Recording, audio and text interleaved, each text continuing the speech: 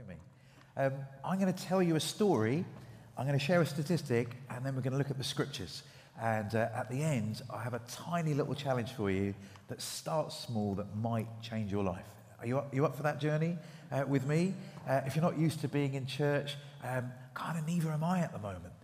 It's weird, isn't it? Because of lockdown, we don't get to kind of see each other face to face. So I'm so pleased to be with everybody, and I hope this service is useful, particularly for those who are here for the baptism. And may I say, grandparents, I can't believe you're grandparents. You're looking very young. I don't know how that was possible. All right, let me tell you a story. My mother was born in India, and her father was Irish, and her mother was Indian. My grandfather was in India because he was working on a tea plantation. And it turns out he was a great shot with a rifle. And so whenever there was a man-eating, marauding tiger, they would call my grandfather in and he'd shoot the thing. And this was not a trophy killing. This was definitely around protecting villagers. But I've got all these little black and white photos of my granddad and my mother as a toddler standing on top of a dead rogue tiger. Now, when the Second World War kicked off, my grandfather volunteered. He signed up, and he ended up in El Alamein in North Africa fighting against the tank divisions of Rommel. And he was providing covering fire for his troops when he got killed. No one seemed to be able to provide covering fire for him, so he died in the desert, and he was awarded the Military Cross, which was the second highest Medal of Valor that you could get. I think the Victoria Cross was the number one. Now, my mother and her two sisters and her mother were all left in India. But because the children were what we might call today mixed race, but what they called, and this is an offensive term now, half caste, they weren't acceptable. They weren't acceptable to the Indian side of the family, and they weren't acceptable to the white side of the family. And so these three girls were shipped off to three separate orphanages. And you're going, wait, what are kids that have living parents doing in an orphanage? Well, if you want to talk more about why orphanages are a major problem, come and chat to me in the time after the service, because there's a big challenge. Most kids in orphanages shouldn't be there, but that's another tale for another day. A grand aunt heard about my mum and her two sisters and decided to bring them to the United Kingdom, to Brighton. And they were teenagers by this time, and they'd grown up most of their childhood in those orphanages. But my mother was a big-hearted woman and decided she wanted to give back to society, and so she trained to be a nurse. And she'd go up to the Brighton General Hospital, and there she was doing her training. But in the 1950s and 1960s, Britain wasn't that inclusive as a nation. And so even though she was this young, lovely, vibrant nurse, some of the patients would say, I don't want a brown person to touch me. Can I have a white nurse, please? She used to get verbal abuse in the streets. In fact, someone once threw a banana at her and said, go black home to where you came from. Aren't racists clever in their use of language? My mother decided to fight a one-woman resistance campaign to racism. What she did was on a Friday night, she'd cook up this massive vat of curry and rice, and anyone who felt like they didn't fit in found a welcome around my mother's kitchen table. And all sorts of people turned up. Sometimes it would be international students, sometimes it would be other nurses, but they found a place of welcome. My mother realized that you could fight racism with hospitality. And this morning, I want you to know that what my mother was doing then and became the kind of background music of my childhood is actually quite normal. If you're someone that wants to follow in the footsteps of Jesus, showing hospitality is a defining feature of what it means to be a Christian. We are supposed to fight against racism and xenophobia and hatred, not by physical violence, but by transformative hospitality. And I want to show you from the Bible why that matters. But before we do that, I want to give you a statistic, and it's a pretty scary one. Here it is. 7.2% of the population of the UK, that's 3.7 million adults, report to feeling lonely often or always. That statistic was bad before lockdown, but lockdowns made it even more serious because many people just aren't connecting with others. I've seen it for my own children. My eldest kids went to uni. One of them went to uni in lockdown, couldn't even go to lectures and meet other people. They're finding themselves, even though they're connected online, just finding it hard not to connect face to face and make friends with people. As a nation, we have more people who are living in single household communities. So just one person living on their own, either because they're older and they've lost people in their lives, or they're younger and they haven't made those kind of family connections. We recently moved house, and because our foster kids have moved to a special needs school. And we moved in lockdown, and it was our first Christmas this year, and I decided I'm going to invite the neighbours over, and because of Omicron, we couldn't do it in our house, so we set fire to stuff in our garden and invited people to enjoy the bonfire. And I think we had about 25 people come, and two of our neighbours had lived next door to each other for 11 years and never met before. And they met in our garden at our makeshift bonfire. It was just nuts. As a society, we're struggling with loneliness, depression, isolation.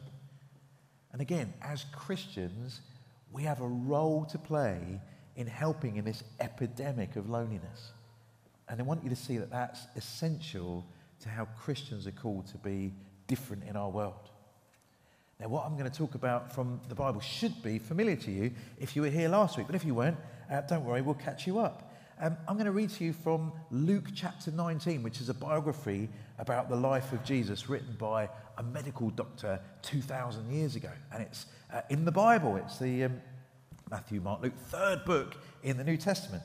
And it's going to come on the screen. But if you want to read along on your own Bible, I've got it on my phone. You can read it there too. Let's have a look. Luke chapter 19, verse 1. Jesus entered Jericho and was passing through. A man was there by the name of Zacchaeus.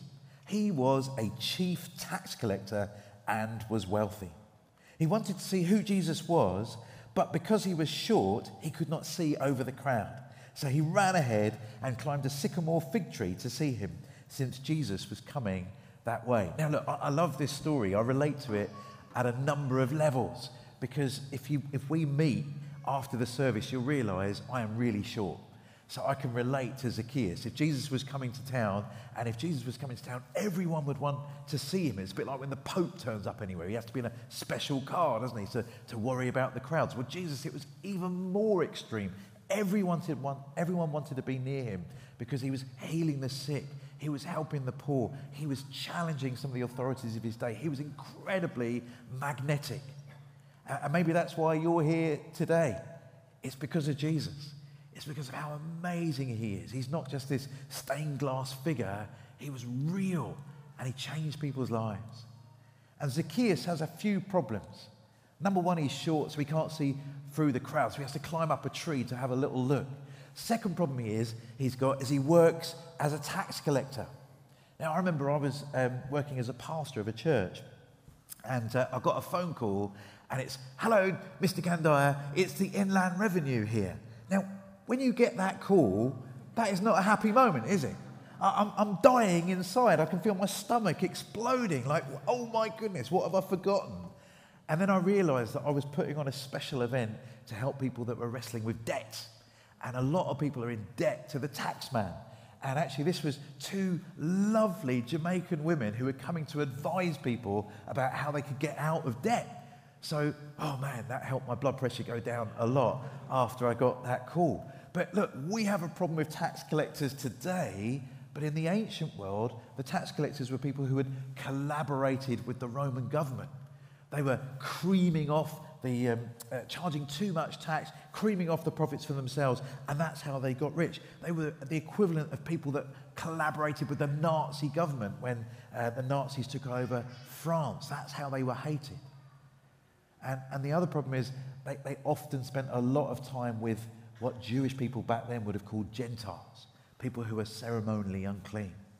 So Zacchaeus has all this against him, and yet he still wants to see Jesus. How will Jesus respond to this person who has got lots of reasons to be avoided?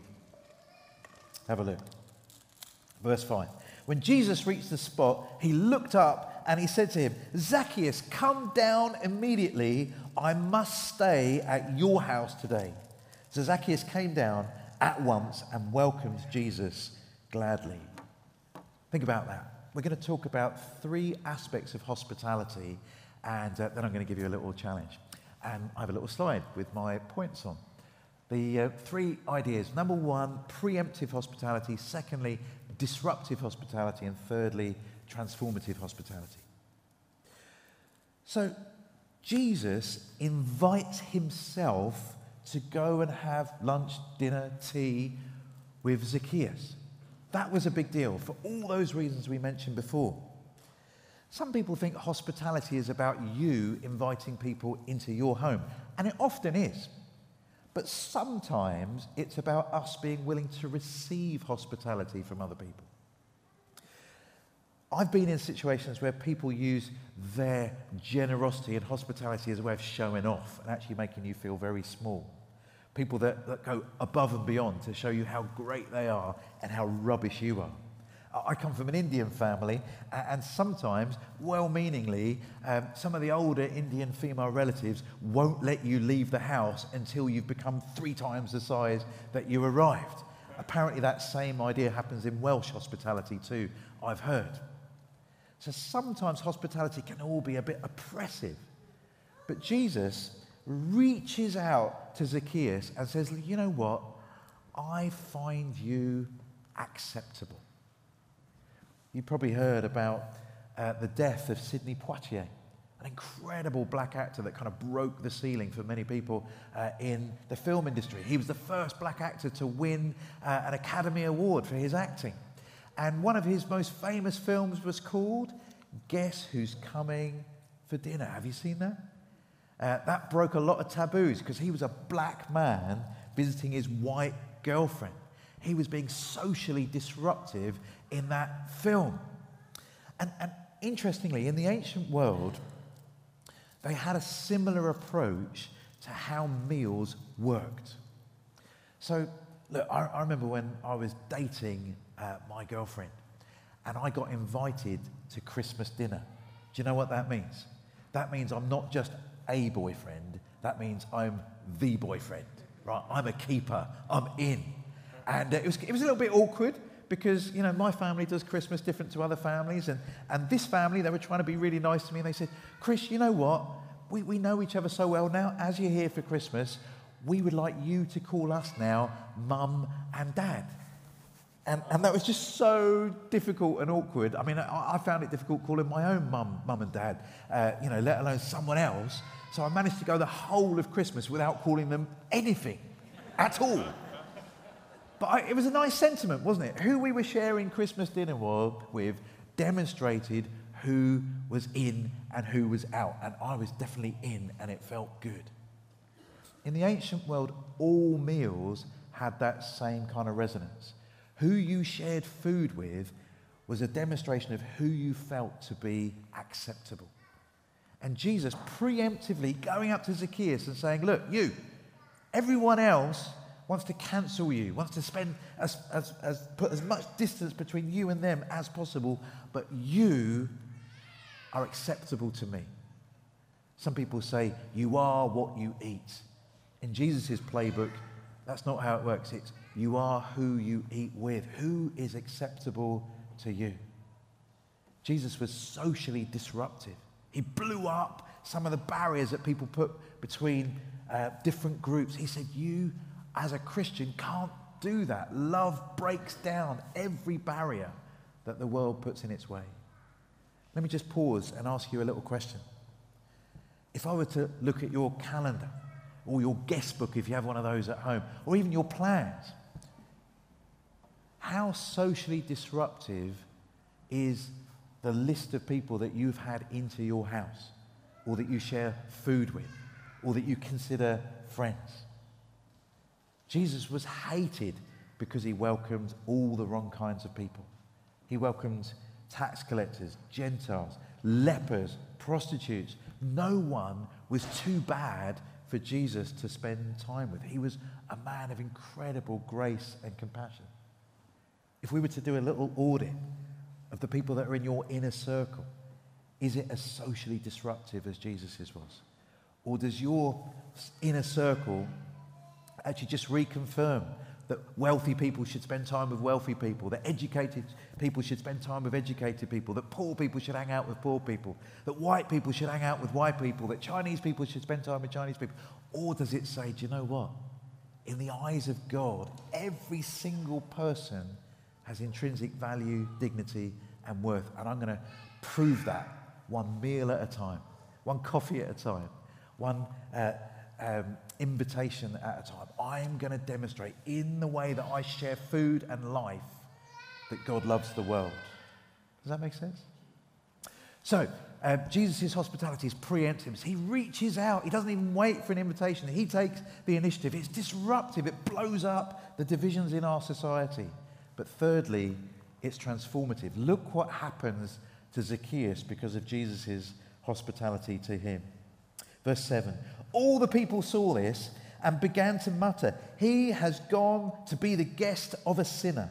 But Zacchaeus stood up and said to the Lord, Lord, look, here and now I give you half of my possessions and I give it to the poor. And if I've cheated anyone out of anything, I will pay back 4 times the amount. Jesus said to him, today salvation has come to this house, because this man too is a son of Abraham. For the Son of Man came to seek and to save what was lost. Jesus' hospitality changes Zacchaeus' life. Once he was considered far from God, a sinner, if you will. But because Jesus reaches out to him with love and compassion and kindness, it changes him. It melts his heart. It makes him want to connect with God. And when you get connected with God, you want to change the way that you treat other people.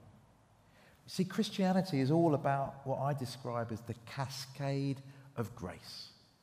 God looks at you and me, knowing everything about everything in our lives. He knows the stuff that even Facebook doesn't know about us. He knows the stuff that happens in secret that you think is completely private. God knows everything. And he still says, I want you in my family. I love you. I'm committed to you. I'll let Jesus die on a cross for you. I want you to know that you are welcome in my family. And having received that love from God, God says, I want you to share it with the world. That's why the 2 greatest commandments are to love the Lord your God with all your heart, soul, and mind, and to love your neighbor. You pass on what you've been given. You're like a postman. A postman is not supposed to keep all the letters. Imagine postmen that did that. They just took all the letters and they buried them in the ground and said, that's great. If everyone wants a letter, I know where to find one. That is not the point of being a postman. A postman is all about passing on what they've been given. And friends, if you're a follower of Jesus today, that's our job. We've been given grace, not to store up for ourselves, but to pass it on to those that are in need. Jesus' love is transformative. I'll tell you a couple of stories to help you see that. When I was younger, I used to work with university students. And I worked with university students in the 1990s. And we used to work with students in Albania. That's where we were based as missionaries. But a friend of mine had spent a lot of time in Rwanda. And if you remember, Rwanda in the 1990s was a very, very difficult place to live. And in the University of Kigali, the story is told of there being 3 zones when it came to the canteen. There was the Hutu zone over here, there was the Tutsi zone over there, but in the middle, there was the Christian zone. And the Christians used to sit together, mixed up. Hutus and Tutsis sat together. In fact, sometimes the Hutu Christians used to go and collect the main course and serve it to their Tutsi brothers and sisters. And sometimes the Tutsis would return the compliment and go and get a dessert and serve it to their Hutu brothers and sisters. But some of you know that wasn't normal in Rwanda. In fact, there was a genocide that broke out in that country. And 1 million people were killed in 100 days. People were butchered by machetes, by their neighbors, because they weren't the right tribe. Hutus killing Tutsis. And sadly, when the genocide broke out at the university, guess who were the first group to be targeted. It was the Christians who had disrupted the social order, that said God's love is bigger than any tribal boundary. We're going to offer grace and mercy and kindness that breaks down those ethnic divisions. And their prophetic, challenging courage wanted to be snuffed out by the wider culture.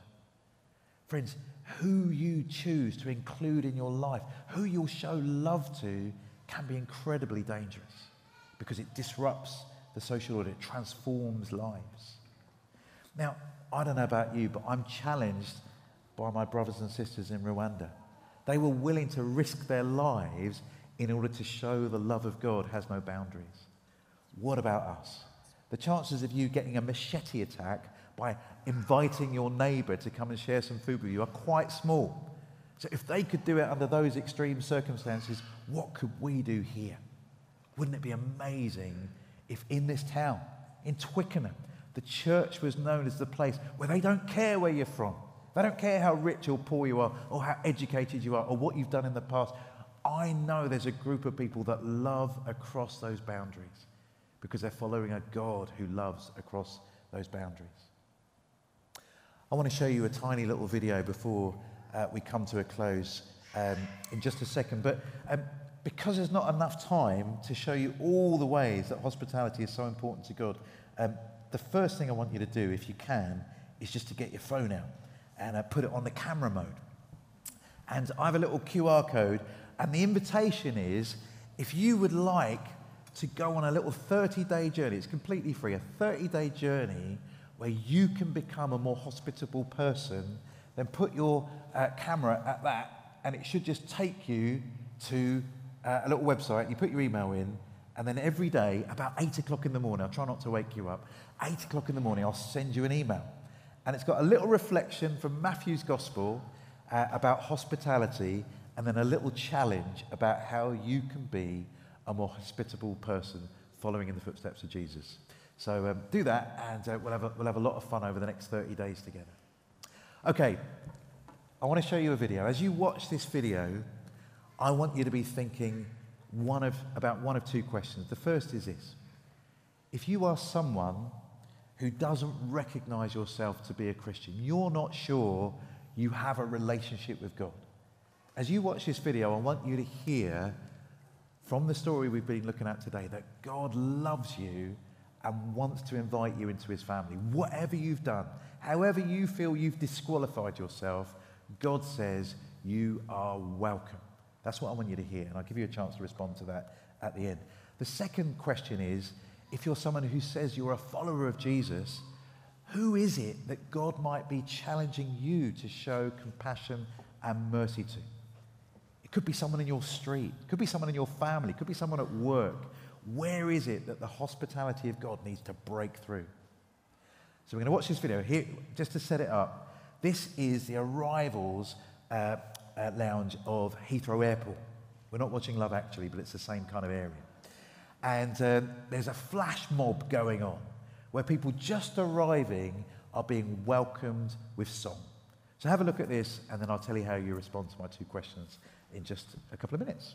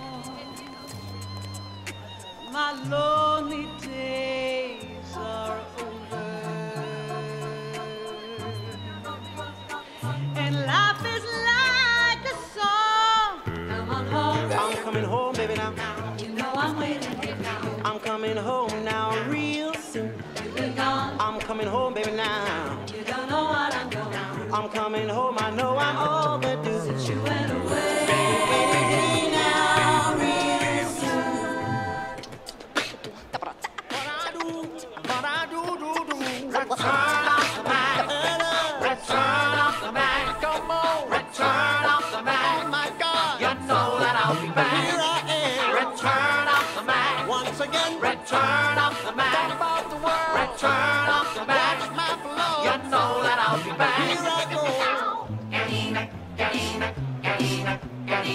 I am the passenger, and I ride, sing it! La, la, la, la, la, la, la, la, la, la, la, la,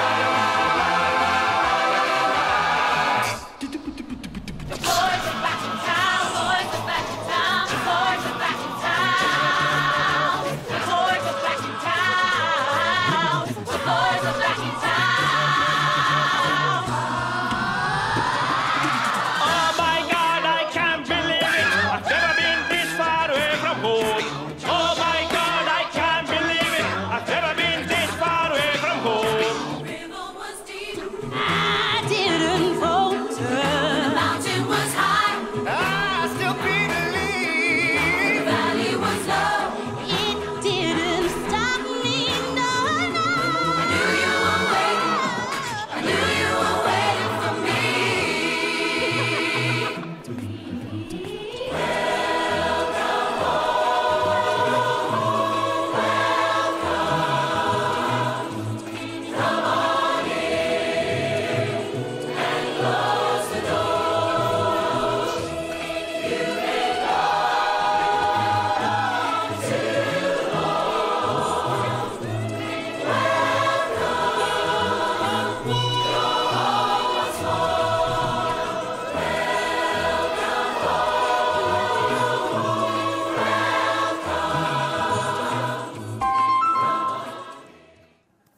Other phone providers are available. God wants to welcome the world, wherever you're from, whatever your background, whatever you've done. He wants to welcome us into his family.